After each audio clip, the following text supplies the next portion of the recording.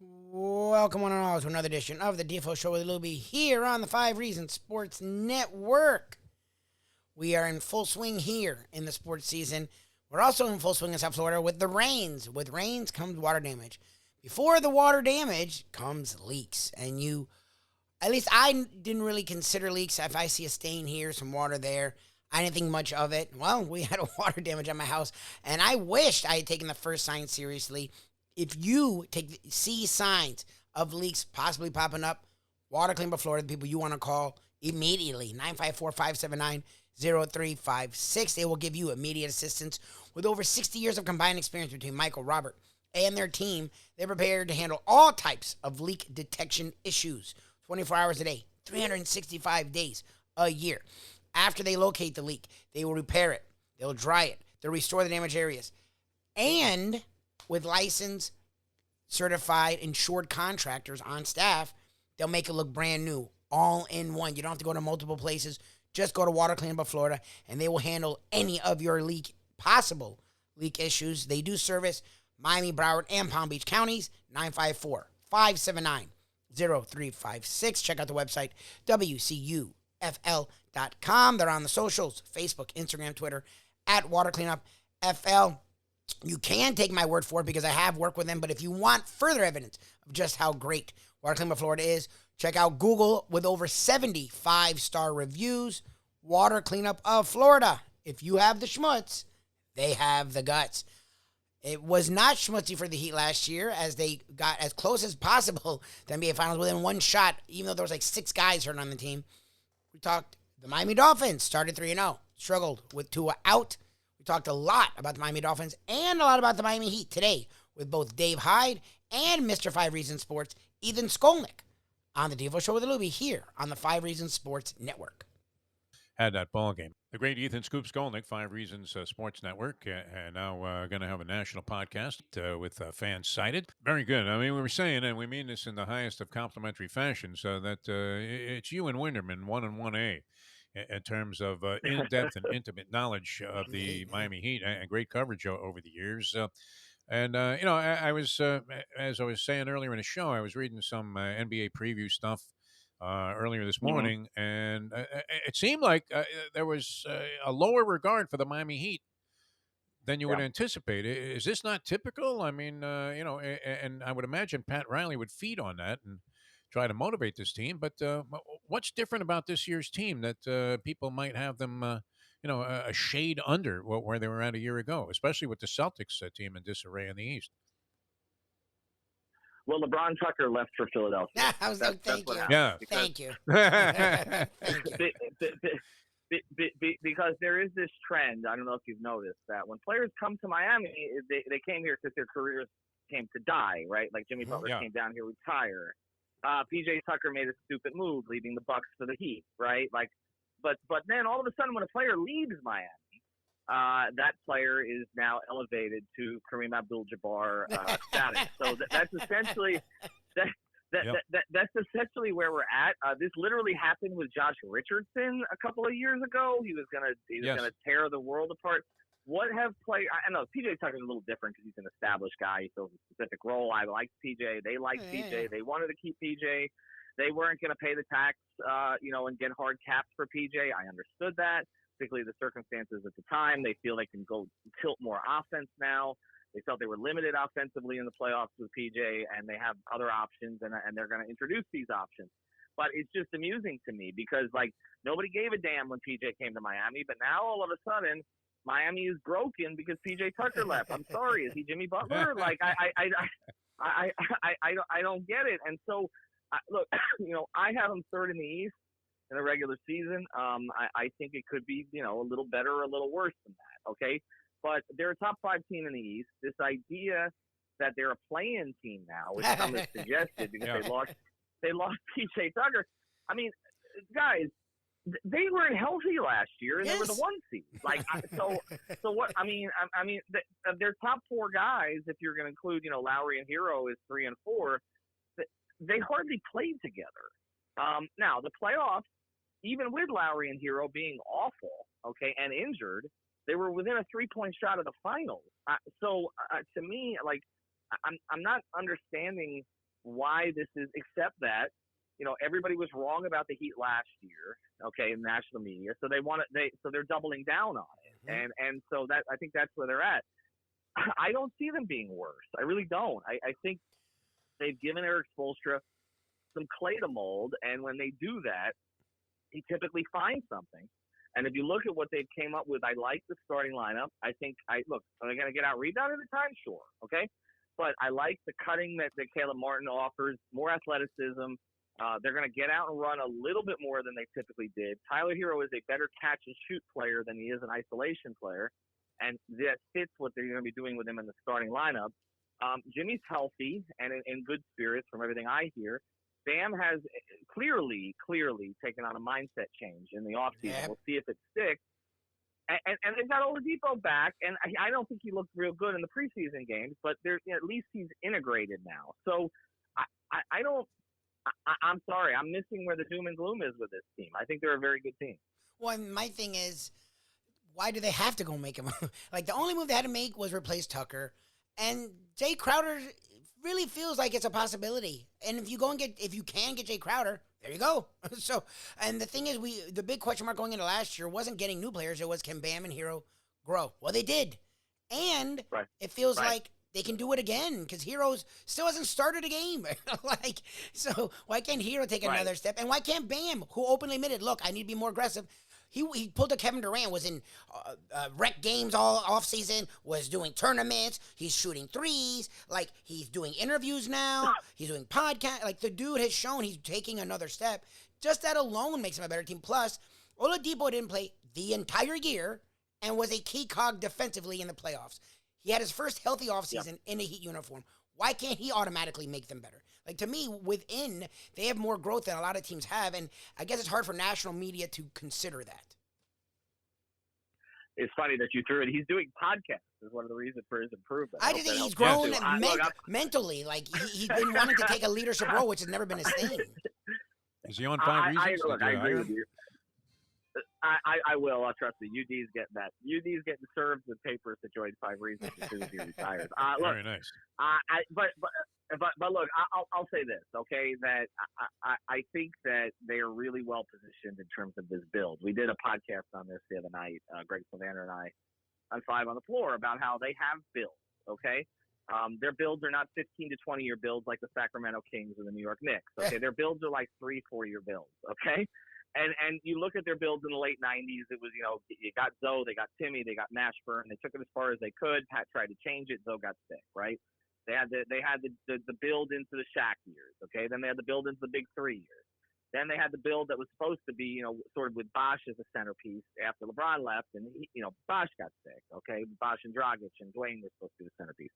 Well, this is the Jimmy Butler build. But the thing about this build is that they've kind of protected themselves on the back end of it, because now they've locked up Bam and Tyler. So as Jimmy sort of, maybe recedes a little bit over the next couple of years, the projection is that Bam and Tyler are going to continue to improve and can kind of be the faces of this thing. And I really don't see a reason why they can't be. Like, I'm not saying it's championship worthy necessarily, but when I look at it, I'm like, okay, Tyler's gotten better every year, and he has gotten better every year, by the way. Okay, this idea that he was better in the bubble is ridiculous, okay?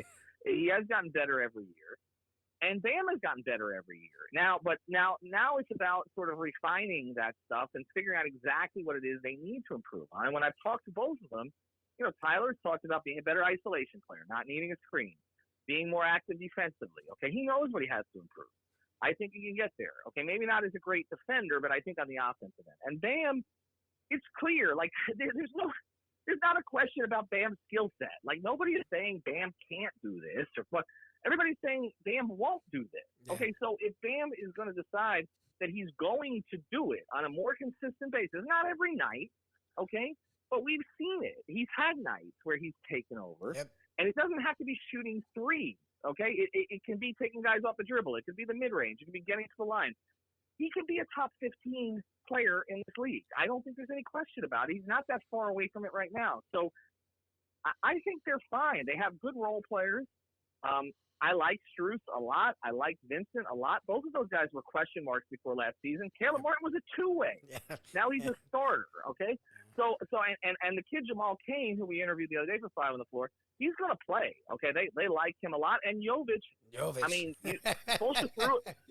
Yeah, I mean, Spoelstra threw him in the starting. I mean, threw him in with the starters the other night. You don't think he's going to get minutes? Yeah. So they've got a lot of different options, and I really think people are honestly. I think they have a rough start.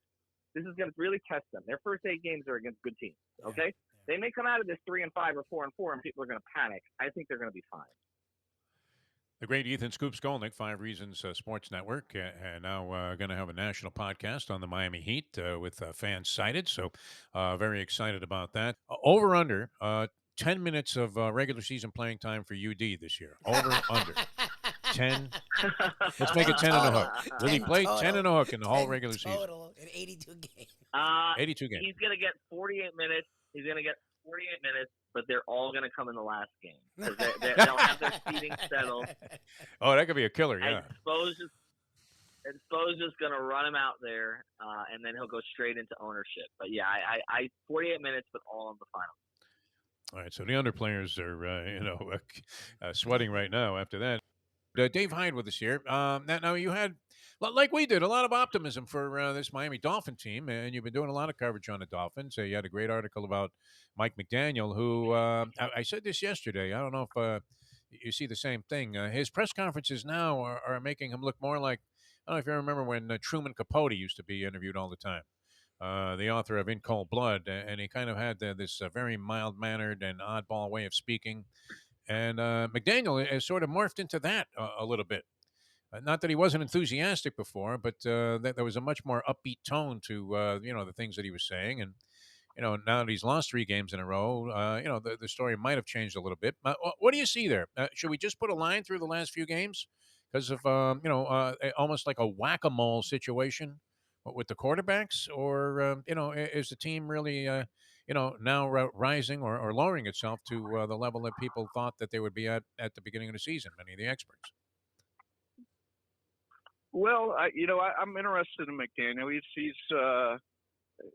you look at the start of Sunday's game, and he had receivers running wide open. You see how good his offense is, how when it's clicking and when they're running, guys in motion and confusing the defense. And Skylar Thompson, he looked pretty good there at the start. And again, guys were running wide open. So you see there now he's got a 3-game losing streak, and this is where head coaches make their money, right? I mean, this is when things get tough, and the quarterback getting to a back will help definitely.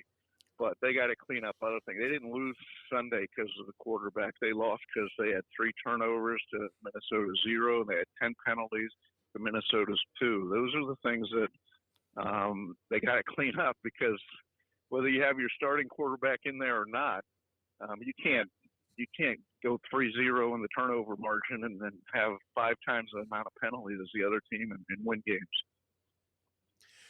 Are they starting somewhat from scratch on Sunday night? I mean, many people thought they might be doing well to go 3-3 first 6 games. They're certainly 2-2 through the first 4. So I don't know that it's a tremendous aberration from expectations that the Dolphins are sitting there at 500. Shape. No, they're in good shape. I mean, as far as the standings are, that's not an issue. That look, they've played 6 games. Each team, nobody's below 500. New England at 500 is the worst record. Everybody else is above 500. That's a tough start. And you knew the first 4 games were going to be tough. Now they play 5 teams with losing records and a bye week thrown in.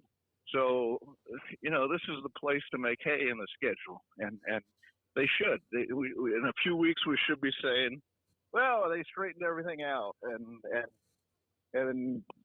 look what they did to Chicago and Detroit and Pittsburgh. Because these, if they are the team people think they are, they pick up their schedule and they win what, 4 or 5? 5 in a row. I mean, they're going to be favored in all 5. They're going to be favored in all 5 of these upcoming games.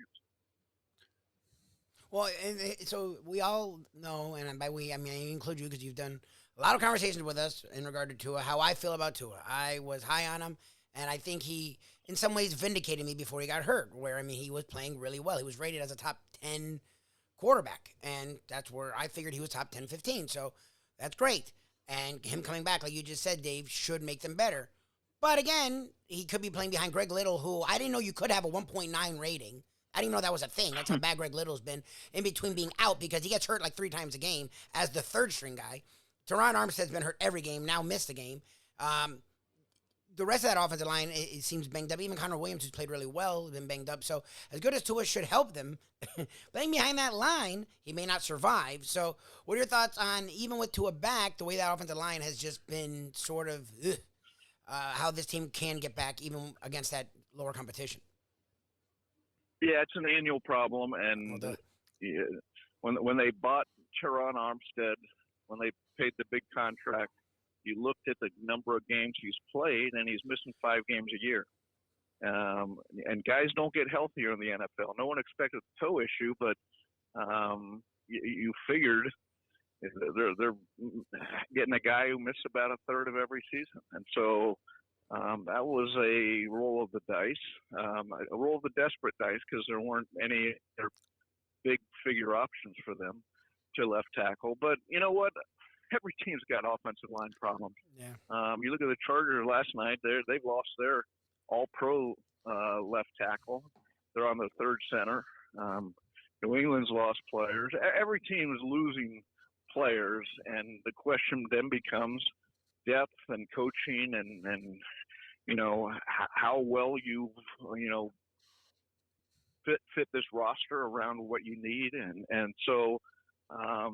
No one's going to sit there and say, well, they lost because Austin Jackson hasn't been around, or but Greg Little had played pretty good until last Sunday, when he just got taken apart by one of the better pass rushers in the leagues, is Darius Smith. So they're fortunate that T.J. Watt isn't playing for Pittsburgh, that he's out, and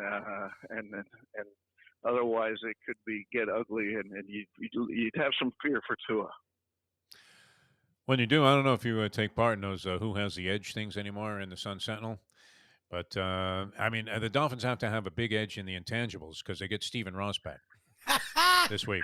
No, you said that. You didn't say that. I don't think anybody's really taken that into consideration. Yeah. Well, it really matters this week, because Brian Flores is coming back to town. That's true. Oh, that's right. Brian, who has the edge? Who has the edge? Brian Flores or Steve Ross? Oh my God, that's interesting. great. Yeah, so Ross will be up there agonizing on Jerry Jones type fashion as Nat Moore feeds him another hot dog and says, "Don't worry, Steve, it's going to be okay." Marino has that look of concern. I always love the shots of the Dolphins executive booth, because they were usually imperiled whenever they shot the camera going in that direction. But we'll see what happens. I actually think McDaniel distinguished himself pretty well, because he's been dealing with a lot of adversity. That's not easy to do. Juggling quarterbacks like that, going down to a third-string guy playing as a rookie. It looked like he had him doing things that were extremely favorable in the beginning of the game. They probably should have had more points on the board. I know that's a cliche, but they got 6 straight 3-and-outs from the Minnesota Vikings, supposedly with a new, improved, wide-open offense under a new head coach. And they were moving the ball, but they just weren't putting points on the board. And unfortunately, then Thompson got hurt, and Teddy Bridgewater actually had some success, even though everybody said that he stunk the joint out. But it wasn't until late in the game that things eventually crumbled, and they were more or less in all 3 of the games that they lost. So I don't think that's bad, considering the dynamic they were dealing with from the injury standpoint.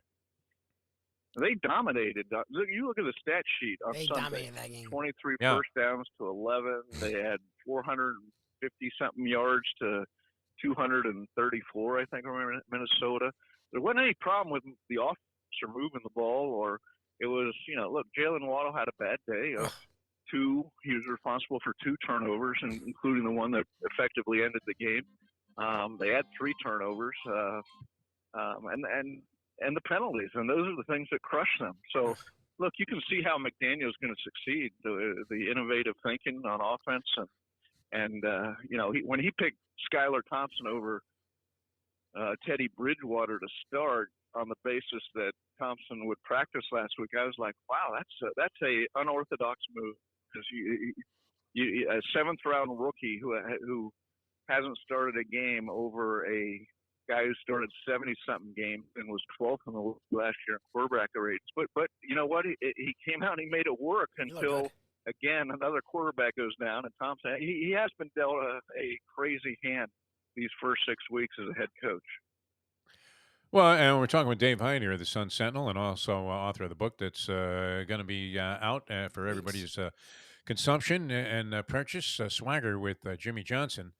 You haven't seen any moves from McDaniel that made him look like he was an inexperienced rookie. I mean, it's hard to scrutinize anything in a negative fashion that he's done so far. I mean, I don't even know if there are many plays that you could question or play calls. Just a couple of things here and there, but that happens with all coaches. And if the cliche is applicable that the best thing a coach can do is put his players in a position to win, I think he even did that under kind of difficult circumstances the last 3 weeks, and he found ways to win, manufactured ways to win in tough spots the first 3 weeks. So I would have to say, so far, I mean, I guess what I'm asking, Dave, is it worth a shot at 12-1 to bet McDaniel to be the coach of the year in the AFC? That's what it comes down to. It's always the betting. Yes, I mean, it always boils down to degeneracy. I know that with us. You were open to coming Robert on the show. Would be in the, look at the New York coaches right now. They're the leaders in the clubhouse. Sala and Dable for what they're doing. So, but yeah, I mean, again, in 5 weeks we could be saying Mike McDaniel, coach of the year, right? Look what he did with the quarterbacks. Look how he navigated that 3-game losing streak. So yeah, I mean, there are quibbles with what he's. They were very aggressive at the end of the first half. They were at their own 11, I believe, with 28 seconds left, and throwing downfield, and that's where Waddle, lost. He dropped the ball and it got intercepted, and then they went. I haven't heard the logic. I can guess the logic. They're going for 2? They're down. Yeah, when they went for 2, I didn't get that. They just scored. They came within 7 points, and they're going for 2. And I get the analytics logic, but is that the right decision? So I mean, these are small picture detail quibbles. So in the big picture, the question is going to be, can he keep this team pointed? Can he? In the last couple games, they've had a lot of penalties. Now they're 28th in penalties. At some point, as it did on Adam Gase, we're not there yet with McDaniel. It's too short a period. But if this keeps up, these are the things he's got to get his handle on. The other thing is, at some point as an NFL coach, you got to be a jerk and get people back in the lineup. Austin Jackson's missed how many games with a sprained ankle? And I'm not singling. I don't know injuries and all that stuff, but at some point, part of a coach's job is getting people back out there. So, we'll see how it's been a good start for him under difficult situations. Coach of the year. Let's see what happens the rest of the way. 12-1. I might take those odds though. That's the thing. 12-1. That's pretty good. He should be a top 6 candidate right now. Yeah. Not bad. Hop on it AFC. now because I think in a few weeks they'll be, somewhere 8-3, 7-4, something like that, and his stock will be up again. His candidacy will be rising. I mean, right there with the MAGA Republicans, and Herschel Walker. All right, Dave Hyde with us. One of the great things about Dave Hyde, very versatile, and you have to be a columnist, in any city and be the number one guy at a major metropolitan newspaper. And the Heat will be opening up their season tomorrow night. The Miami Heat. Now, I read a bunch of preseason previews, trying to familiarize myself with what's going on in the NBA. I mean, it's kind of a chalk league, so naturally everybody thinks, the two teams that are going to be in the finals, are going to be teams that were at least in the semifinals last year. Many have the Warriors repeating. Where do the Heat stand, in your opinion? It seemed like they were not held in the same usual high esteem that we see in recent years or have seen in recent years with the Miami Heat as preseason favorites to do something significant. What do you see there on the horizon for the Miami Heat? How would you assess what they did coming into this year? Well, when they went to the finals, was it 3 years now, 3 years ago. Yeah. Nobody picked him to do that. Last year, nobody picked him to come within a missed 3-point attempt by Jimmy Butler of going back to the final. So, and they're in the same situation again because they don't have, look at the other teams have made big moves this offseason. They've, and you look at their roster and for whatever reason, Jimmy Butler isn't considered to be in that top tier of superstars. When you look at what he's done since he's been here, and it's like, how can he not be? I mean, again, he carried a team to the finals. He carried an injured team to Game 7 of the Eastern Conference Finals, and again, one shot away from going to the finals. So if they have a good year again, it'll surprise people again. You get Spoelstra; his teams always get better over the course of a season as he figures out and finagles how to get more and out of them and how to use the players. And the odd part of this season for the Heat is everybody's back. It's essentially the same team as last year, for better usually in that you know everybody and you've worked together with the players and the team, and for worse is you like a little freshness, and I'd assume at some point they have to get a power forward. Maybe they prove wrong as they're going through their preseason and what Caleb Martin's playing there or whoever, but you think they need a little more size and rebounding there. I think Butler doesn't garner that type of respect and all the hyperbole as a superstar because his shot just isn't pretty. I mean, you watch Kawhi Leonard shoot jumpers, and he does all this other stuff that Jimmy Butler does as well, and you're thinking, wow, now that's a superstar. But Jimmy Butler's sort of inconsistency from the outside, even though he's a dynamic scorer when he wants to be, I think probably prohibits people from putting him. And maybe the reason that they don't see that winning is really the bottom line, and he's always a major catalyst into any type of success that the team has. The national media may not have a lot of positivity to say about the Heat, but both Dave Hyde and Ethan Skolnick did. Defo and I also do as well. Look, to me, the Heat have as much talent as anyone, are as deep as anyone, and have the best coach in the game, plus are hungry because they literally were a shot away from the finals, and we're a better team than the Celtics. So the Celtics took the Warriors to 6 games. You never know what could have happened in the finals. So Jimmy Butler just plays hungry. Now he's actually pissed because he took that shot and missed it. Hero worked his ass off this offseason. Bam Adebayo is hooping everywhere, and he has shown more of a vocal, aggressive nature and a leadership nature. Plus, Oladipo, who was not healthy the entire year until the playoffs, has a full healthy offseason. The team seems interesting, and Kyle Lowry, whether he admits to hearing Riley or not, when Pat Riley challenged him, it got to Kyle Lowry, and he, from what we know, busted his ass this offseason to get back in shape. Plus, you have the young guys, Martin, Vincent, Strus, your 7, who took a step last year. It feels like they'll take another step this year. I'm very excited for the Heat season. I continue to be excited about the Dolphins because it feels like Tua is going to come back. He is going to start versus Steelers. And that offense was night and day with Tua out there. Whatever the offensive line issues are, hopefully you get Armstead back. Also, Tua gets the ball out as quickly as anyone in the league. So that helps that offensive line not have to block as long.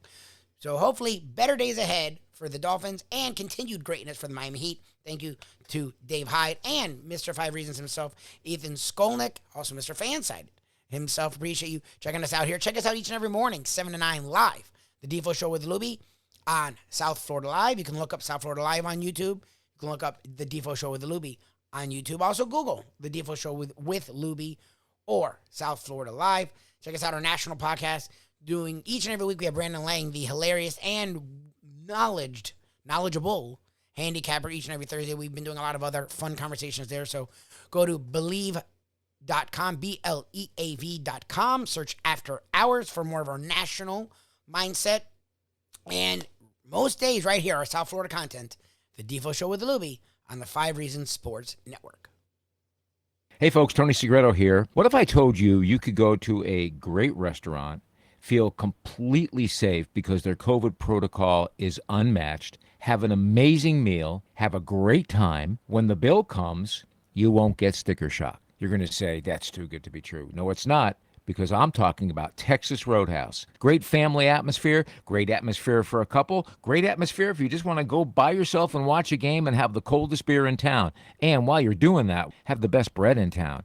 All at Texas Roadhouse. Everything you get there is fresh every day and made sure it's served at your table, hot and ready to go. And the best part is you don't get sticker shock because the prices are amazing. Texas Roadhouse. These days, we're all looking for comfort anywhere we can find it. Thank goodness for Landlubbers Raw Bar and Grill in Plantation, because they are making sure you are as comfortable as possible. First of all, they're not only open for delivery and pickup. All you have to do is go to landlubbersbarandgrill.com for both pickup and free delivery. You're going to have the best wings in the world. You're going to have a great burger. You're going to have their amazing soups. Again, Landlubbers, Raw Bar and Grill. It's nice and easy. Just go to landlubbersbarandgrill.com for both your pickup and free delivery. Thank goodness for Landlubbers for making you always feel right at home.